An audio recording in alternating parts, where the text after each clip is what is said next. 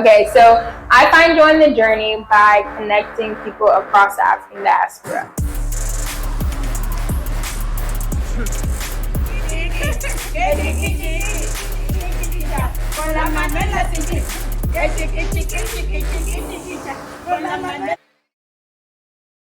And I identify as a curious traveler. I started traveling the way I am now probably in 2021. I've always really loved traveling, but in 2021, I quit my job as a boarding school teacher and decided to take myself on something I call a Black sabbatical.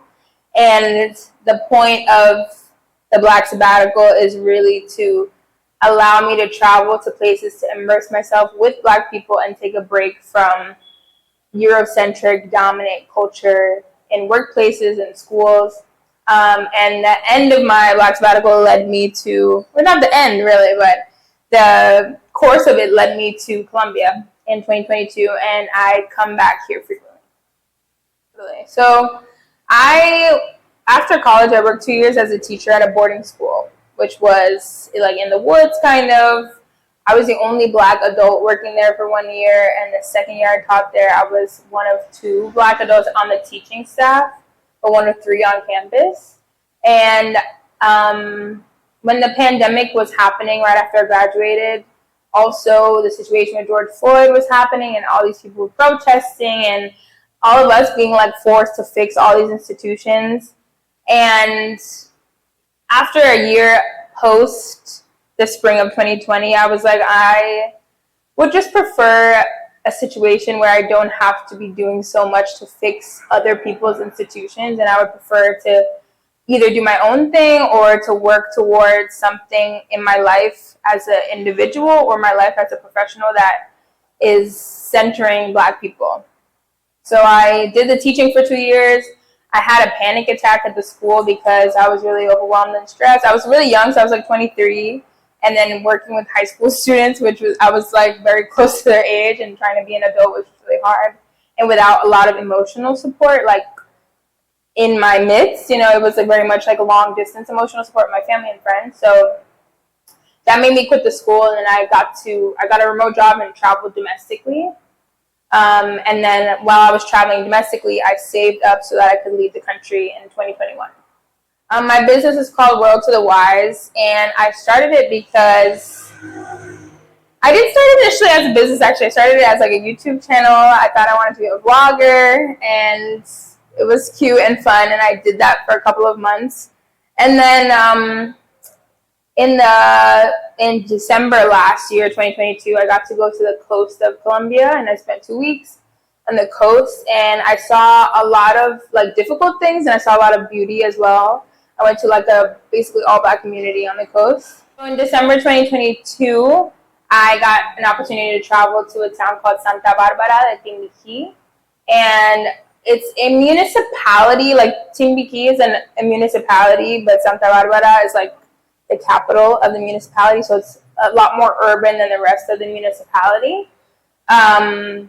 I went by car 3 hours and then by boat for 3 hours to get there. You can't get there by road at all. And I got to witness a lot of the culture and music that happens during the big festival they have in Cali in August every year. So the Petronio Alvarez Festival. A lot of that festival is based on the music and cultures of the coast. So all of a sudden I was seeing like what I was seeing on stage, but like it was like me and it right in front of each other. Being able to sing with other people, just being with the music, and it's not on stage in a sanitized way with costumes, but it's like in person on the ground, almost like a carnival kind of situation. And after going there, I was like, wow, it's so interesting that the Petronio draws such big crowds every year, but who can really prove how much of that money that is economically being circulated in the city is really going into Black people's pockets? And it's Black people's cultures that they use to make the festival happen, That's the whole idea. So I was like, oh, it would be so cool to like have a business that helps to connect other travelers to places on the coast like this that have a lot of really rich Black culture, but people are scared to go, or they don't know how to get there, or they don't know that they exist. you know? So that was kind of the reason I started my business. We're not there yet to bring people to the coast. We might be going with some friends, like in a low-key manner in December. But right now we focus on bringing people to Cali and interacting directly with Black cultural workers in the city, just like Gregory, like other elders that he also probably knows that are in music, in culture, food, things of that nature. Our mission at the moment is to help Black travelers become bold enough to be curious and explore. So for me, that means, taking off the feeling of being like a visitor that only comes for photo ops and being a visitor who comes to be curious to connect, whether it's with people or music or culture or food. Being someone who's coming to look for those connections. And right now, I'm like a zillennial, so I'm like in between Gen Z and millennials. And our audience really our work seeks to connect us with younger millennials, Gen Z, like the older aging Gen Z that's like getting into adulthood that want to experience new things. Black people want to connect with other Black people, whether it's fellow travelers or the cultures that we're going to be in touch with on the ground. And people who are just want something different. They want something off the beaten path. They're not necessarily looking for beach anymore. They're not looking to take pictures next to monuments. They're looking for something that feels a little bit more like they got to feel something. They got to connect with something when they went out to seek that experience. So I guess it's like we hope that, through the content creation and stuff, like we can encourage people anyway, even if they don't come on trips with us. But if people are still nervous to travel in a different manner on their own, that they can come on a group trip with us with other young adults who are excited to learn while they travel.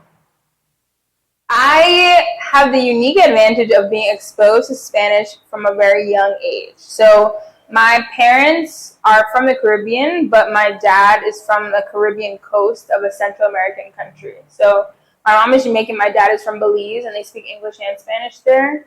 And I had always had this feeling that I also wanted to learn how to speak Spanish, even if he wasn't going to teach me. So I was in a bilingual program in my public school from first grade up until fourth grade. I had friends who were from Spanish-speaking households. And then when I got to high school, I really was like, I'm going to come out of here speaking Spanish. I don't know why, but I felt like I wanted to do that. So I just had a mission, I guess, to learn Spanish. I was able to travel to Nicaragua when I was 16, I want to say, and really practice Spanish. I think that's what really put the fire in my belly to learn how to speak it. And then my senior year of high school, I was watching this music video called Aguanile by Mark Anthony.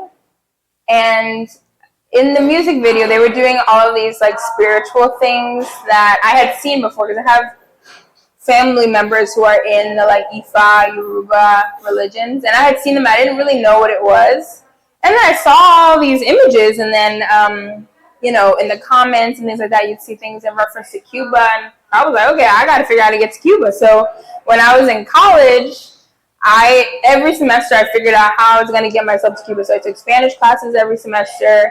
I worked a job my sophomore year in the summer, between sophomore and junior year, to make the money to pay so that I could go to Cuba.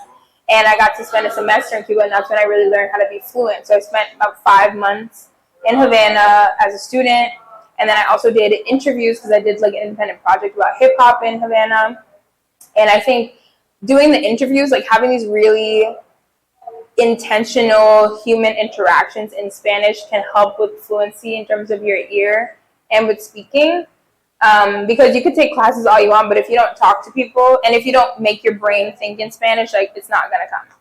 So that has been my kind of fluency journey. I've ebbed and flowed in how fluent I am, but I have a functional fluency, so I can get around. There's some regional jargon that I don't understand in Colombia because I spent a lot of time in Colombia, but I really learned Spanish in Cuba, so there's some things that are different in terms of vocabulary. But I can translate from English to Spanish and Spanish to English like for if there's a presentation or if there's like I help with tours, like history tours, so I do the translations there. So my fluency is very functional, but I don't know what level it might be on.